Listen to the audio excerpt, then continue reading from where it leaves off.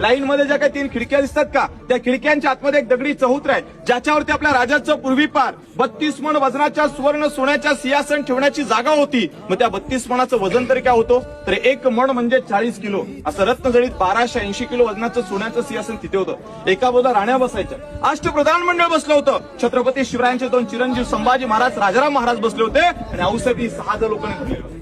हा दरबार तसा भरला होता, तो आनंद सोहळा का असेल याची कल्पना करू शकत नाही. छत्रपती शिवाजीराजे 6 जूनला पहाटे 4 वाजता उठले. रायगडावरील कोणत्याही देवदेवतांना राजे विसरले नव्हते.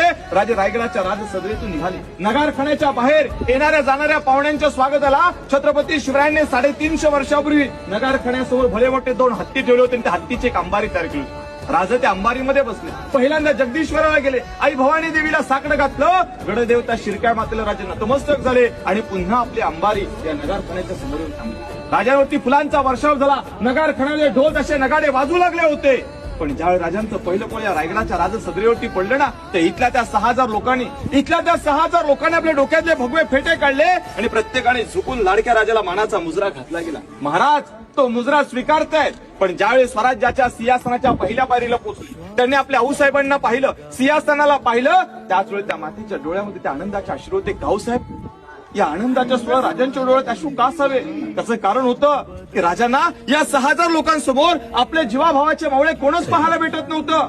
महाराज आपल्या पहिल्या पायरी जेव्हा नतमस्तक होण्यासाठी जातात, त्याच वेळी आपल्या आऊसाहेबांना म्हणतात की आऊसाहेब, आधी लगीन त्या कोंढाण्याचं आणि मगच माझ्या रायबाचा बंदर, माझा ताना कुठेच दिसत नाही.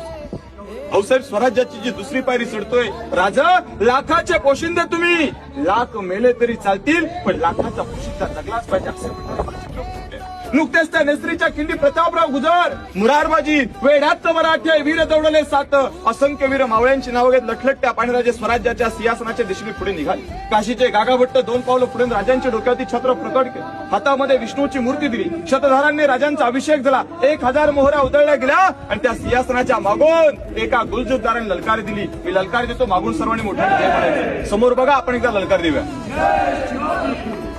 की महाराज प्रौढ प्रताप पुरंदर क्षत्रिय कुलावतन सिंहासनाधीश्वर महाराजाधिराज राजा शिव छत्रपती श्री शिवाजी महाराज की